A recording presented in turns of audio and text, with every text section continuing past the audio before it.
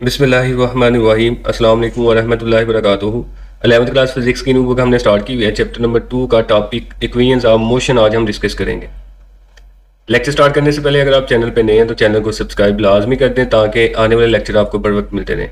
Equations of motion के लिए सबसे पहले हमें बनानी होगी इसके लिए डायग्राम, और डायग्राम नीचे बनी हुई है, ये वाली डायग्राम है। इसको मैं ड्रॉ भी कर देता हूँ कि कैसे इसको ड्रॉ किया हुआ है। तो इसमें सबसे पहले आपने एक लाइन लगानी है एक्स एक्सिस की डायरेक्शन में, यानी कि जैसे ये वाली हम लाइन लगा देते हैं, ये एक्स एक्सिस में आ गई, और एक लाइन लगानी है आपने वाई एक्सिस में, ऐसे करके ये वाली वेलोसिटी को रिप्रेजेंट करेगी और ये वाली लाइन जो है ये टाइम को रिप्रेजेंट करेगी। जैसे कि नीचे उसने लिखा हुआ है, ये टाइम को रिप्रेजेंट कर रही है और ये वेलोसिटी को रिप्रेजेंट कर रही है। अब इस पॉइंट को हम कहते हैं ओरिजिन, इसको हम ओ का नाम दे देंगे। यहाँ पे टाइम भी जीरो और वेलोसिटी भी जीरो है। अब यहाँ से लेके अप्रोक्सीमेटली यहाँ तक एक ऑब्जेक्ट जब मूव करता है उसकी वेलोसिटी सेम रहती है, वो चेंज नहीं होती। इससे आगे उसकी वेलोसिटी जो ना वो चेंज होना शुरू होती है इस तरह करके। अब देखिए टाइम भी बढ़ रहा है, वेलोसिटी भी बढ़ रही है टाइम के साथ, तो इस पॉइंट को हम नाम दे देंगे पॉइंट बी का। ये जो पॉइंट है इसको हमने नाम दिया है ए का। अब ओ से ए तक वेलोसिटी सेम है, इसको हम इनिशियल का नाम देंगे। ए से बी तक वेलोसिटी जो ना वो चेंज हो रही है। अब चूंकि वेलोसिटी चेंज हो रही है टाइम के लिहाज से, तो इसका मतलब ये जो हमारे पास लाइन है ये रिप्रेजेंट करेगी एक्सेलरेशन को, क्योंकि हमने पढ़ा हुआ है the rate of change of velocity is called acceleration. ऐसे अगर हम इसके कंपोनेंट ड्रॉ कर लें यहाँ से लेके नीचे इसकी टेल के सामने तक, तो एक ये कंपोनेंट बन गया, कि ये बन गया। इसको हम नाम दे देंगे सी का। मजीद अगर हम इस लाइन को नीचे तक ड्रॉ करते तो ये हम नाम दे देंगे डी का। सेम ये डायग्राम यहाँ पे बनी हुई है, बी से लेके ये जो डी तक का अब उसने हमें वैल्यू दी हुई है वो है हमारे पास वी एफ। ओ से ए तक की जो वैल्यू हमारे पास वो है वी आई, और ओ से डी तक की जो वैल्यू हमारे पास वो है टाइम यानी कि टी। ऐसे ही ओ से डी का डिस्टेंस और ए से सी का डिस्टेंस ये इक्वल है आपस में। तो अगर ओ से डी हमारे पास टाइम है तो ए से सी भी हमारे पास टाइम होगा। ऐसे सेम ओ से ए और डी से सी ये भी आपस में इक्वल है। अगर ये वी आई है तो ये भी हमारे पास वी आई होगा। तो अब इस ग्राफ से, इस डायग्राम से हम इक्वेशंस ऑफ मोशन को ड्रॉ करेंगे। तो यहाँ पे उसने लिखा हुआ है कि ओ से ए का जो डिस्टेंस है हमारे पास वो वी आई यानी कि इनिशियल वेलोसिटी को रिप्रेजेंट कर रहा है। बी से डी या डी से बी का जो डिस्टेंस है वो वी एफ यानी कि फाइनल वेलोसिटी को रिप्रेजेंट कर रहा है। तो अब हम डेरिवेशन करेंगे फर्स्ट इक्वेशन ऑफ मोशन की। पहले फर्स्ट इक्वेशन ऑफ मोशन में ग्राफ से उसने वैल्यू ली हुई है from the graph B D equal है B C plus C D. अब ये जो लाइन है इसको मैं यहाँ पे अलग से ड्रॉ कर देता हूँ। उसने कुछ यूं लाइन बनाई हुई है, इस पॉइंट को नाम दिया हुआ है बी का, इसको नाम दिया हुआ है डी का, और फिर ऊपर कुछ यहाँ तक एक लाइन है, इसको नाम दिया हुआ है इसने सी का। अब वो कहता है कि अगर आप डायरेक्ट डी से बी या बी से डी जाएं तो इसका मतलब ये डिस्टेंस जो ना ये इक्वल होगा डी से आप पहले सी पे जाएं और सी से प्लस बी पे जाएं, यानी कि इसको कंपोनेंट्स में आप डिवाइड कर दें। सेम ऐसे ही है कि आपकी जो मंजिल है वो बी है तो आप डायरेक्ट बी से डी पे जाएं, यानी कि बी से डी पे जाएं, वो इक्वल होगा आप पहले डी से सी स्टे करें और फिर सी से बी पे जाएं। तो ऐसे यहाँ पर उसने लिखा हुआ है कि बी से डी का डिस्टेंस ये इक्वल होगा आप पहले बी से सी पे आएँ, सी से फिर उसके बाद डी पे आएँ। तो इन दोनों को प्लस कर लें तो इसका आंसर जो है वो बी डी के इक्वल ही आएगा। बी डी को उसने ऐसे लिखा है, बी सी को भी ऐसे लिखा है, प्लस जो सी डी है उसकी जगह उसने लिख दिया है ओ ए, ये मैं पहले बता चुका हूँ। अब हमारे पास जो सी से डी का डिस्टेंस है ये वाला, ये ओ ए के डिस्टेंस के इक्वल है। ये दोनों एक दूसरे के इक्वल हैं, आमने सामने हैं। तो यहाँ पे जो सी डी होगा वही हमारे पास ओ ए होगा, तो हम यहाँ पे सी डी की जगह फिर ओ ए लिख सकते हैं। उसके बाद बी से डी का डिस्टेंस यहाँ पे उसने दिया हुआ है वो हमारे पास वी एफ है, इसकी जगह वी एफ आ गया इक्वल बी सी ऐसे आ गया, और ओ से ए जो ना हमारे पास वो वी आई है यानी कि इनिशियल वेलोसिटी वो भी हमने यहाँ पे लिखी हुई है, उसकी जगह आ गया वी आई। अब बी सी की वैल्यू रह गई है, बी सी की वैल्यू हम कैसे फाइंड करेंगे? बी सी ये वाली हमारे पास लाइन है बी से सी ये वाली। अब इसकी वैल्यू फाइंड करने के लिए आपने एक फार्मूला याद रखना है, स्लोप को हम एक्सेलरेशन का नाम भी देते हैं और स्लोप का हम टैन थीटा भी कहते हैं। तो याद रखिएगा ये इक्वल होती है Y axis over X axis, ये इसका फार्मूला जनरल। अब यहाँ पे हमारे पास जो स्लोप है ना वो ए से बी वाली लाइन रिप्रेजेंट कर रही है, ए से बी वाली लाइन। तो हम स्लोप की जगह यहाँ पे लिख लेंगे ए से बी। अब यहाँ पे स्लोप है वो ए से बी है, यानी कि स्लोप हो गया ए एक्सेलरेशन हो गया टैन थीटा हो गया, इसकी जगह हम लिख लेंगे ए बी, और ए एक्सेलरेशन ऐसे आ गया A B equal A acceleration के वाई एक्सिस। अब ये आपने जो ना ट्राइंगल को सॉल्व करना है, ये एंगल थीटा, इसके सामने वाली ये जो लाइन है ये वाई एक्सिस को रिप्रेजेंट कर रही है, वो है हमारे पास बी से सी ओवर ये जो लाइन है नीचे ए से सी ये रिप्रेजेंट कर रही है एक्स एक्सिस को। ऊपर मैं बता भी चुका हूँ ये वाली एक्स एक्सिस वाली लाइन है, तो इसकी जगह हम लिख लेंगे एक्स एक्सिस की जगह ए से सी। उसके बाद ए से बी यानी कि ए आ गया, बी सी ऐसे आ गया, और ए से सी जो है ना ये टी टाइम के इक्वल है, इसकी जगह हम टी लिख लेंगे। हमें चाहिए थी बी सी की वैल्यू। यहाँ पे डिवाइड करेगा, आगे मल्टीप्लाई कर लेगा तो ये कुछ बन जाएगा ए इंटू टी, ये इक्वल आ गया बी सी के। तो यही वैल्यू से यहाँ पे लिखी हुई है बी सी इक्वल है ए टी के।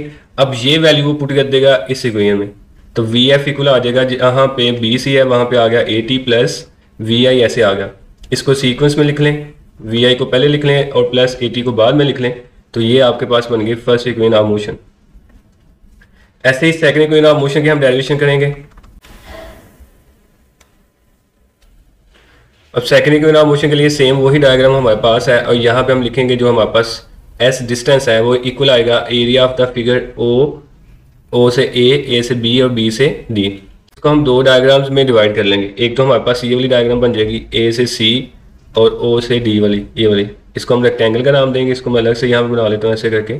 ये हमारे पास ए है, ये हमारे पास सी है, ये डी है और ये वाला हमारे पास ओ है, ये वाला सी है। तो ए से सी का डिस्टेंस उसने टी दिया हुआ है, ऐसे ही ओ से डी भी हमारे पास टी होगा, ओ से ए हमारे पास वी आई है तो डी से सी भी हमारे पास वी आई होगा। और दूसरी डायग्राम यहाँ पे ये वाली बच गई जिसको ट्राइंगल का नाम हम देंगे ऐसे करके। इसको हमने ए का नाम दिया है, इसको हमने बी का नाम दिया है, इसको हमने सी का नाम दिया है। तो ए से बी हमारे पास एक्सेलरेशन है और बी से सी हमारे पास जो ना वो ए टी है, अभी अभी हमने इसको फाइंड किया ऊपर। और ए से सी हमारे पास जो ना वो टी टाइम है। तो यहाँ पे हम ये लिखेंगे जो एस डिस्टेंस है हमारे पास वो इक्वल आएगा area of the rectangle. Rectangle में 4 साइडें होती हैं, तो यहाँ पे आ जाएगा रेक्टेंगल में ओ ए और सी से डी, ये रेक्टेंगल आ गई plus area of the triangle. अब ट्राइंगल हमारे पास ये वाली बनेगी ए बी और सी, इसमें लिखा हुआ है। इन दोनों के एरिया को प्लस करें तो हमारे पास टोटल डिस्टेंस आ जाएगा। अब एरिया ऑफ रेक्टेंगल जो है ना, याद रखिएगा इसका फार्मूला आपने पीछे भी पढ़ा हुआ है, वो होता है लेंथ इंटू विड्थ। और एरिया ऑफ ट्राइंगल का जो फार्मूला आपने पढ़ा हुआ है मैट्रिक में, वो होता है हाफ लेंथ इंटू विड्थ, ये फार्मूला होता है।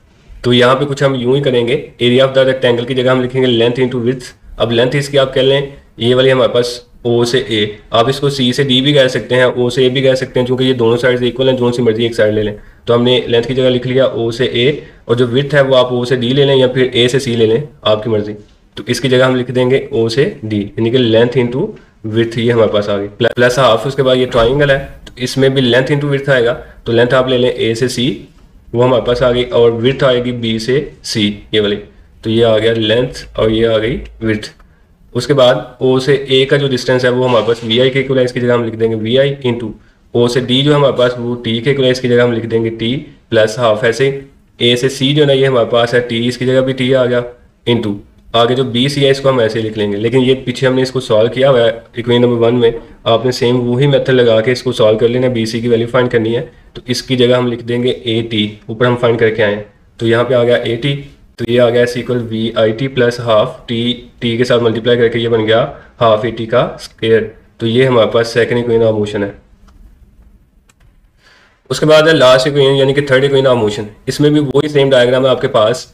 अब इसमें हमारे पास एस इक्वल आएगा हाफ सम ऑफ पहले साइड्स इनटू हाइट। एस जो है वो डिस्टेंस है।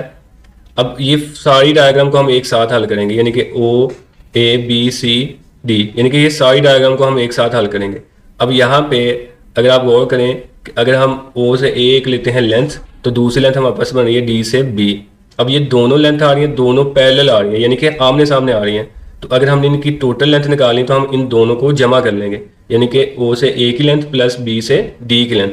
ये उसने किया वैसा हम आप पैरेलल साइड्स। उसके बाद इनटू ओ से आप डी ले लें या फिर ए से सी ले लें, बात है कि ये दोनों सेम है इसलिए इनमें से हम एक लेंगे। ऊपर चूंकि यहाँ पे डी से बी जो ना इसकी लेंथ ज़्यादा है, ओ से ए की लेंथ जो ना वो कम है, इसलिए इनका हम सम ले रहे हैं। और ओ से डी और ए से सी जो ना ये दोनों सेम है, इनमें से हम कोई एक लेंगे। तो यहाँ पे हमने लिया हुआ है ओ से डी, तो ये हमारे पास आ गया हाफ। हाफ इसलिए कह रहे हैं कि बेसिकली ये हमारे पास ना एक ट्राइंगल की शेप यहाँ पे बन रही है, तो इसलिए इसका फार्मूला जो यहाँ पे जो बनेगा ना वो ये बनेगा हाफ लेंथ इंटू विड्थ, जो ऊपर हम पढ़ के आए हैं वो वाला सीन ही होगा इसमें। तो यहाँ पे हाफ ऐसे आ गया। उसके बाद ओ से ए का डिस्टेंस हमने पढ़ा हुआ है, वो वी आई के इक्वल इसकी जगह आ गया वी आई प्लस बी से डी, ये भी हमें पता है वी एफ के इक्वल इसकी जगह आ गया वी एफ। आगे ओ से डी ये भी ऊपर हम डिटेल में पढ़ के आए हैं, इसकी जगह आ जाएगा टी। तो ये हमारे पास फार्मूला कुछ यूँ बन गया, यानी कि एस इक्वल है half V I plus V F into T. अब उसके बाद हमने यहाँ से टी की वैल्यू निकालनी है फर्स्ट इक्वेशन ऑफ मोशन से। फर्स्ट इक्वेशन ऑफ मोशन हमने पढ़ी हुई है, वी एफ इक्वल है V I plus A T. यहाँ से हम टी की वैल्यू निकालेंगे, ये वी आई प्लस का इधर आके माइनस का हो जाएगा और इधर बच गया ए टी। अब हमें टी चाहिए, ए मल्टीप्लाई करें इधर आके डिवाइड हो जाएगा, तो ये हमारे पास टी की वैल्यू बन गई कि टी इक्वल आ गया V F minus V I over A, ये जो वैल्यू उसने लिखी हुई है। अब ये वैल्यू हम पुट कर देंगे यहाँ पे, तो एस इक्वल आ गया half V I plus V F into जहाँ पे टी था वहाँ पे आ गया V F minus V I over A. अब इसको रीअरेंज हम कर लेंगे, पहले वी आई ना इसको हम ऐसे कुछ लिख लेंगे, यानी कि पहले वी आई है प्लस वी एफ बाद में, तो हम इसको रीअरेंज करके ऐसे लिख लेंगे V F plus V I और आगे लिखेंगे into V F minus V I over A. ये हमने इसलिए किया कि यहाँ पे ये फार्मूला बन जाता है डिफरेंस बिटवीन टू स्केयर का।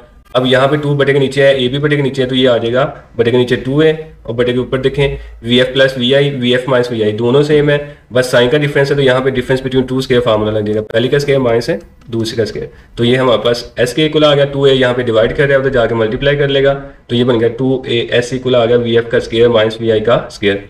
तो ये हमारे पास थर्ड इक्वेशन ऑफ मोशन है। तो ये हम कर रहे थे ग्राफिकल मेथड, इसके अलावा एनालिटिकल मेथड भी इसका है, वो बहुत ही आसान है, ग्राफिकल थोड़ा मुश्किल था इसलिए मैंने इसको यहाँ पे करवा दिया है। अगर आपका कोई भी सवाल है तो कमेंट में लाजमी पूछिएगा, अगर एनालिटिकल मेथड भी आपने करना हुआ तो लाजमी बताइएगा, वो भी मैं करवा दूंगा। तो नेक्स्ट टॉपिक है बहुत ही इंपॉर्टेंट हमारा प्रोजेक्टाइल मोशन, उसको हम नेक्स्ट लेक्चर में हल करेंगे। यहाँ तक आपका कोई भी सवाल है तो लाजमी पूछिएगा। ओके, अल्लाह हाफिज़।